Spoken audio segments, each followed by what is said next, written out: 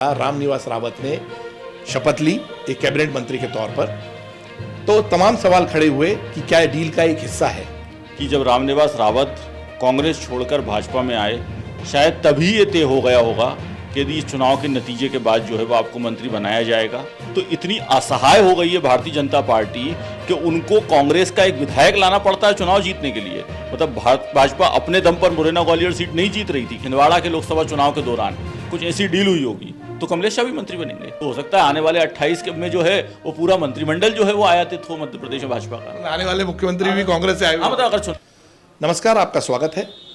मध्य प्रदेश में मोहन यादव मंत्रिमंडल में कैबिनेट मंत्री के रूप में कांग्रेस के पूर्व नेता रामनिवास रावत ने शपथ ली एक कैबिनेट मंत्री के तौर पर, तो तमाम सवाल खड़े हुए कि क्या डील का एक हिस्सा है। इस मुद्दे पर बात करने के लिए हमारे साथ हैं फ्री प्रेस के एग्जीक्यूटिव एडिटर नितेंद्र शर्मा जी। नितिन जी, ये बहुत बड़ा सवाल हुआ। कल एक मंत्री ने शपथ ली। पहले तो कहा जा रहा था 2 लोग लेंगे, फिर कहा गया कि एक मंत्री शपथ ले रहे हैं। मंत्री जिन्होंने शपथ ली रामनिवास रावत, वो कांग्रेस से आए थे। उन्होंने इस्तीफा भी नहीं दिया था विधानसभा से। बाद में शपथ लेने के बाद उन्होंने विधायक के पद से इस्तीफा दिया। तमाम सवाल खड़े हुए हैं कि ये डील का हिस्सा था। ऐसे बहुत सारे भी मंत्री हैं, ऐसे बहुत सारे भी नेता हैं जो मंत्री पद चाह रहे हैं। कुल मिलाकर रामनिवास रावत की इस डील के बारे में आप क्या सोचते हैं? देखिए, स्वाभाविक रूप से बड़ा साफ दिखाई दे रहा है कि लोकसभा चुनाव चल रहे थे, मुरैना और ग्वालियर में वोटिंग होना था। उसके पहले रामनिवास रावत जो है वो कांग्रेस छोड़कर भारतीय जनता पार्टी में आते हैं। उसके बाद चुनाव का नतीजा आता है, भाजपा दोनों सीटें थोड़े थोड़े वोट से जीत जाती है। फिर मंत्रिमंडल का जो है वो विस्तार होता है और केवल एक व्यक्ति को मंत्री बनाया जाता है, वो है रामनिवास रावत। तो बिल्कुल क्लियर है, मतलब इसमें कहीं कोई शंका नहीं है कि जब रामनिवास रावत कांग्रेस छोड़कर भाजपा में आए, शायद तभी ये तय हो गया होगा कि यदि इस चुनाव के नतीजे के बाद जो है वो आपको मंत्री बनाया जाएगा। और इसीलिए रामनिवास रावत को मंत्री बनाया गया, क्योंकि जब ये चुनाव चल रहे थे तो वहाँ पर जो रावत समाज के वोट हैं वो मुरैना में भी और ग्वालियर में भी, इन दोनों सीटों पर एक बड़ी संख्या में रावत समाज के वोट हैं।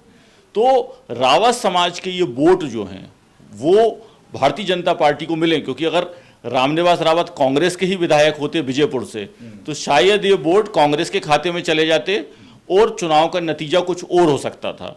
तो बिल्कुल साफ दिखाई दे रहा है कि चुनाव के लिए ये डील की गई, जिस डील को पूरा किया गया। लेकिन क्या लोकतंत्र में, क्या राजनीति में इस तरह की डील होना चाहिए? यदि इस तरह की डील के लिए कि आप एक जाति विशेष के नेता हो इसलिए आप हमारी पार्टी में आ जाओ, हम चुनाव जीत गए, अब आपको मंत्री बना दिया जाएगा, क्या ये उन लोगों के साथ अन्याय नहीं है जो लोग बरसों से भारतीय जनता पार्टी में दरी उठा रहे थे? क्या ये उन लोगों के साथ अन्याय नहीं है जो राजनीति को विचारधारा के रूप में मानते हैं कि विचारधारा की राजनीति होना चाहिए? मैं इसमें आऊँगा। आपने बहुत इंटरेस्टिंग बात रही है कि क्या डील के थ्रू जो हुआ है, क्या ये एक नैतिक रूप से सही कदम है क्या? क्योंकि हमने ये देखा रामनिवास रावत ने विधायक पद से इस्तीफा भी नहीं दिया था। तो क्या वो असमंजस की स्थिति में थे कि उनको मंत्री बनाया जाएगा कि नहीं बनाया जाएगा, और इतने लोकसभा चुनाव के बाद? और दूसरा, क्या लोकसभा चुनाव में वाकई उनका रोल इतना अहम था कि उन्होंने लोकसभा की सीट जिताने में बहुत बड़ा योगदान किया, या बीजेपी नहीं जीत पाती उनकी अगर उनका साथ नहीं होता? तो इस चीज़ पर जो है सबसे अहम बात होती है कि कितना उनका रोल रहा लोकसभा में।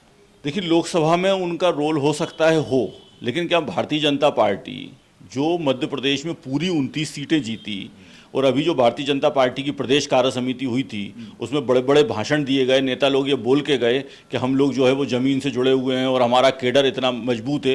तो इतनी असहाय हो गई है भारतीय जनता पार्टी कि उनको कांग्रेस का एक विधायक लाना पड़ता है चुनाव जीतने के लिए। मतलब भाजपा अपने दम पर मुरैना ग्वालियर सीट नहीं जीत रही थी क्या, कि उनको कांग्रेस का विधायक लाना पड़ा? छिंदवाड़ा में कमलेश शाह को लाना पड़ा, सागर में चुनाव जीतने के लिए बीना की विधायक निर्मला सप्रे को लाना पड़ा। मतलब भाजपा ये या तो स्वीकार करे कि हम चुनाव हार रहे थे वहाँ से, इसलिए हम इन लोगों को लेकर आए और चुनाव जीत गए, वरना इसका साफ मैसेज ये जा रहा है कि आप उस जगह पर कमजोर थे। और जो बातें फिर हो रही हैं कि हमारा संगठन, हमारा केडर और हमारी पार्टी इतनी मजबूत थी और कार्यकर्ता जो है वो भगवान के तुल्य है, तो वो भगवान का तुल्य का कार्यकर्ता जो है आपका, वो तो सड़क पे धक्के खा रहा है और दूसरे दल से आके लोग जो है वो मंत्री पद की शपथ ले रहे हैं। बिल्कुल सही, आपने बहुत सही बात कही। दूसरा मुद्दा आपने उठाया है कि जो पार्टी के अंदर जो स्थापित नेता हैं, पूर्व विधायक, जो विधायक हैं और वरिष्ठ नेता हैं, जो कि ये चाह रहे थे कि कैबिनेट में अभी तो 4 सीटें थी, एक रामनिवास रावत के पास पहुंच गई, अभी 3 सीटें कैबिनेट में बर्थ खाली हैं। तो वो चाह रहे थे कि उनको भी एक मौका मिलना चाहिए। ऐसे कई नाम हैं, आपको लगता है कि ऐसे बहुत सारे नाम हैं जिनको मौका मिलना चाहिए था? आप मुझे बताइए कि रमेश मेंदोला का क्या कसूर है कि वो सबसे ज़्यादा वोटों से चुनाव जीतता है? और एक आध बार नहीं, इस बार भी रमेश मेंदोला सर्वाधिक वोट से चुनाव जीते। 2018 का जो विधानसभा चुनाव था, जब आपकी सरकार नहीं बनी थी, लेकिन सबसे ज़्यादा वोटों से रमेश मेंदोला चुनाव जीता था। रमेश मेंदोला, रामेश्वर शर्मा 3-3, 4-4 बार से चुनाव जीत रहे हैं ये लोग।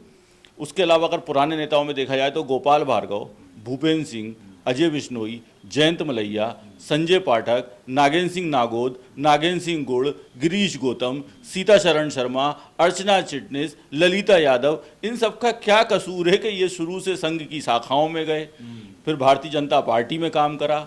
और काम कैसे करा, या आपने और हमने खुद ने अपनी आंखों से देखा है कि इन लोगों ने गांव-गांव जाके ज़मीन पर बैठकर सब तरह से काम किया है। मतलब गोपाल भार्गव अजय नेता हैं जो है वो रेली विधानसभा से सबसे ज़्यादा 9 बार जीते हैं और उनके बोल बिल्कुल बगैर विवादास्पद भी नहीं है उधर। मैं वही कह रहा हूँ कि भाई ऐसे नेताओं का और वहाँ पर अगर वो दूसरे नेता भी देखे जाएं तो शैलेंद्र जैन जो है वो सागर से 4 बार चुनाव जीत चुके, प्रदीप लारिया जो है वो 4 बार चुनाव जीत चुके। तो वहाँ पर और भी मंत्री कौन है वहाँ से? गोविंद सिंह राजपूत जो कांग्रेस से आए थे।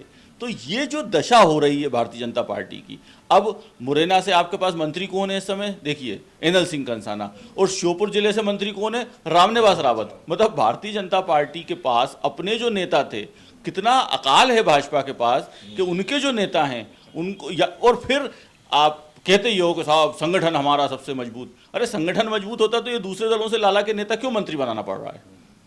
देखिए, बीजेपी की शक्ति कहा जाता है कि बूथ लेवल पर उनका बहुत अच्छा नेटवर्क है।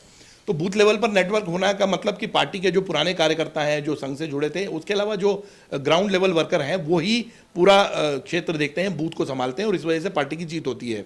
अब आपको लगता है ये जो बूथ लेवल नेटवर्क जो है वो इस तरह से जो नेता ऊपर से पैरा ड्रॉप किए जा रहे हैं उनको सपोर्ट करेगा? क्योंकि बहुत सारे नेताओं में असंतोष तो है ही। देखिए, नेताओं में असंतोष है, लेकिन इसका परिणाम जो है वो चुनाव के जो रिजल्ट आते हैं, यदि वो रिजल्ट भारतीय जनता पार्टी के अनुकूल आ जाते हैं तो भाजपा को लगता है कि जो हमारा फार्मूला है बिल्कुल सही है।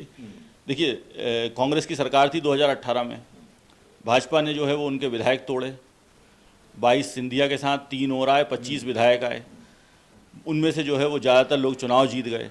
तो ऐसा लगने लगता है कि ये फार्मूला जो है हमारा सही है। यदि दमों की तरह अगर जनता नतीजे देगी कि यदि आप एक दल का टीका लगाया था और आप दूसरे दल में जा रहे हो, अगर तो हमने आपको वोट इसलिए दिया था क्योंकि आप इस दल के उम्मीदवार थे, आपको चुनाव में आना है, आप अगली बार चुनाव में उस दल से आइए, लेकिन आप दल छोड़ के चले जाओ, मंत्री बनने के लिए चले जाओ, तो इसका मैसेज तो साफ है कि देश की जनता को देना पड़ेगा। नहीं तो ये तो जिसे कहें कि एक मतलब ऐसी कहानी जिसका कोई अंत ही नहीं है कि व्यक्ति किसको वोट दे रहा है उसको समझ ही नहीं आएगा कि मैं वोट किसको देता हूँ। जिस विजयपुर की जनता ने रामनिवास रावत को कांग्रेस प्रत्याशी के रूप में वोट दिया, अब रामनिवास रावत थोड़े दिनों पहुंच जाएंगे कि मैं बीजेपी का व्यक्ति हूँ और कहेंगे कि अब मैं विकास करूंगा, तो वो रामनिवास रावत जो 6 बार से विधायक रहा उस क्षेत्र का, तो उसने विकास नहीं करा, तो क्या ऐसे रामनिवास रावत को अब जनता को वोट देना चाहिए? तो ये अब जनता को सोचना पड़ेगा इस बारे में। अगर जनता नहीं सोचेगी तो आने वाला समय जो है उसका भुगतान जनता को ही करना पड़ेगा कि आप किसी को वोट दोगे, कोई जीतेगा, किसी के यहाँ शादी होगी और वो रिचार्ज बढ़ा देगा, फिर ये स्थिति हो जाएगी देश की। बिल्कुल। और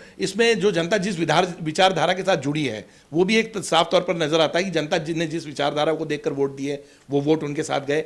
और अब जो है ये जो दूसरी पार्टी के जो दूसरे आ रहे हैं, क्या उनकी विचारधारा भी वो इससे मेल खाएगी नहीं खाई? सबसे बड़ी बात है कि ये कहा जाता है कि जातिगत वोट नहीं, जातिगत स्तर पर चुनाव नहीं होता है, जातिगत आधार पर मंत्रिमंडल नहीं बनता है। इसमें आधे से ज़्यादा तो कांग्रेस के मंत्री हो गए जो कांग्रेस से आए हैं।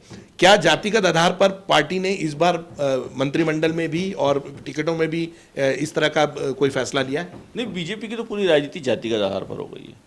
आप देखिए ना, जो मध्य प्रदेश में मंत्री हैं उसमें आपको अधिकांश मंत्री जो है वो ओबीसी समाज के मिलेंगे, और ओबीसी में भी कैसे मिलेंगे कि कोई कलार है इसलिए बनाया गया, कोई दूसरी जाति का है, कहीं लोधी है तो कहीं लोधा है, तो वो जो मूल एजेंडा था मंत्री बनाने का वो वही था। लेकिन वहाँ तक भी ठीक है, वो आपके दल के हैं, आपकी इच्छा है कि आप किस अपने दल के व्यक्ति को मंत्री बनाओ। लेकिन ये जो चीज़ हुई, मतलब जिस तरीके से कि लोकसभा चुनाव के दौरान आना और उसके बाद जो है वो तुरंत मंत्री बनाया जाना, ये कहीं ना कहीं भाजपा के नेताओं को और भाजपा के सारे कार्यकर्ताओं को ये खल रहा है। जैसे मैं कहूँ, वो भले ही बोल नहीं पा रहे हों, लेकिन ये सच्चाई है कि ये बात जो है वो बीजेपी के उन नेताओं को जो बरसों से भाजपा में काम कर रहे हैं उनको चुभ रही है, क्योंकि उनको अगला भी दिख रहा है कि हो सकता है यदि अमरवाड़ा से कमलेश शाह चुनाव जीतते हैं तो हो सकता है अगला मंत्रिमंडल में नंबर जो है वो कमलेश शाह का हो। तो ये बात जो है वो भाजपा के मूल नेताओं को तो चुभ रही है। इसमें एक चीज़ और भी देखने में आई है, हालांकि मध्य प्रदेश में वो चीज़ नहीं आई है, लेकिन दूसरे देश के दूसरे हिस्सों में जहां पर कि कांग्रेस से या दूसरे दलों से नेता आए हैं उसमें कुछ दागी भी थे, उस वजह से बीजेपी को लोकसभा में नुकसान उठाना पड़ा।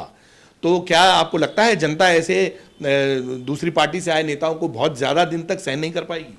देखिए, बिल्कुल रिजल्ट जो है वो अभी ब्रिटेन के नतीजे सबने देखे कि एक पार्टी जो सत्ता में होती है और बाद में जो दूसरी पार्टी थी वो आई और 400 से ऊपर सीट लेकर आई। तो इसलिए ये कभी भी नहीं मान के चलना चाहिए कि ये जनता हमारी गुलाम है और बपोती है, हम तो चुनाव में हम तो कुछ भी करें राजनीति में, हम चुनाव जीतते जाएंगे।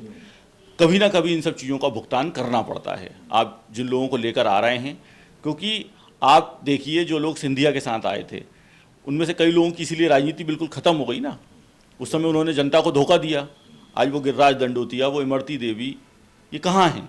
तो एक समय ऐसा आएगा कि जो भी लोग इस तरीके के आए हैं जनता उनको जवाब देगी, मुझे लगता है। अभी 3 सीटें और बची हैं और आपको लगता है मंत्रिमंडल विस्तार की जरूरत है? उस हिसाब से पार्टी चाहती है मंत्रिमंडल विस्तार, और अगर होगा तो फिर ये किस आधार पर? वही आप जैसे आपने इशारा दिया कमलेश शाह अगर जीते तो 3 सीटों पर ऐसा लगता है कि आने वाले समय में मुख्यमंत्री 3 नए मंत्री और बनाएंगे? देखिए, मुझे यही लगता है कि अगर कोई डील होगी तो कोई मंत्री बनेगा। किसी कार्यकर्ता को मंत्री बनाना है, किसी विधायक को मंत्री बनाना है भाजपा के, तो कोई मंत्रिमंडल विस्तार नहीं होगा। लेकिन मान लीजिए कमलेश शाह से भी अगर ये डील हुई होगी कि चुनाव का नतीजा आ जाएगा विधानसभा का और अगर आप चुनाव जीतते हो तो आपको मंत्री बना देंगे, यदि छिंदवाड़ा के लोकसभा चुनाव के दौरान कुछ ऐसी डील हुई होगी तो कमलेश शाह भी मंत्री बनेंगे। मतलब ये तो अब मंत्रिमंडल डील पर है कि अगर आपकी डील कमलेश शाह से हुई है, जैसे एक चीज़ समझ में आई कि वो बीना से जो आई थी वो उनसे डील नहीं थी है, अब उनसे पता नहीं क्या डील थी, वो भी थोड़े दिन में खुलासा हो जाएगा, पता चल जाता है, आजकल कोई छुपता नहीं है। लेकिन उनसे मंत्री वाली डील नहीं थी, नहीं तो रामनिवास रावत के साथ उनको भी शपथ दिलाई जाती। तो ऐसा कहा जा रहा है कि वो कहीं की भी नहीं रही। भाई रावत जी मंत्री बन गए, वो ना मंत्री बनी, ना इस समय वहाँ पर भाजपा उनके साथ है, ना कांग्रेस उनके साथ है। तो राजनीति में ये स्थिति भी आने वाले समय में नेताओं की होगी, ये तय है। तो इसमें जो पुराने हैं नेता, उनका क्या भविष्य देखा जाए? नहीं, कोई भविष्य नहीं दिखाई दे रहा मुझे। अब वो क्या करेंगे? देखिए भाई, आप विधायक बने हो, आप विधायक बने रहो, क्योंकि ये जो रेशो बढ़ रहा है तो जब आने वाले समय में तो आप ये मानो कि हो सकता है जब अगला विधानसभा चुनाव उसके पहले कुछ और कांग्रेस के नेता जो हैं वो भाजपा में आ जाएं और जो मंत्रिमंडल बने उसमें हो सकता है कि सारे नेता जो है वो कांग्रेस से आए हुए नेता हों। हो सकता है कि जो मुख्यमंत्री हैं वो भी जो है वो सिंधिया जी को बनाया जाए, वो भी कांग्रेस से आए हुए हैं। तो हो सकता है आने वाले 28 में जो है वो पूरा मंत्रिमंडल जो है वो आयातित हो मध्य प्रदेश में भाजपा का। आने वाले मुख्यमंत्री भी कांग्रेस से आए हुए? हाँ, मतलब अगर चुनाव भारतीय जनता पार्टी आगे जीतती है तो हो सकता है कि ऐसा प्रयोग करके देखा जाए कि कोई भाजपा ही नहीं, हमको मुख्यमंत्री से लेकर और सारे मंत्री सब कांग्रेस ही जो आए वही चाहिए हमको। तो हो सकता है भाजपा ऐसा भी प्रयोग करके देखे। तो देखिए, बड़ा दिलचस्प और लेकिन बहुत गंभीर मसला है कि बीजेपी को कांग्रेस से आए हुए जितने नेता हैं वो ज़्यादा उनमें भरोसा है, बल्कि बीजेपी के जो खुद के नेता हैं, जो ग्राउंड वर्कर हैं, उनमें बहुत कम भरोसा नजर आता है। और शायद जातिगत समीकरण और डील इसके पीछे मुख्य कारण है। इस मुद्दे पर अगर आपकी कोई राय हो तो हमें ज़रूर लिख भेजिए। बहुत बहुत धन्यवाद।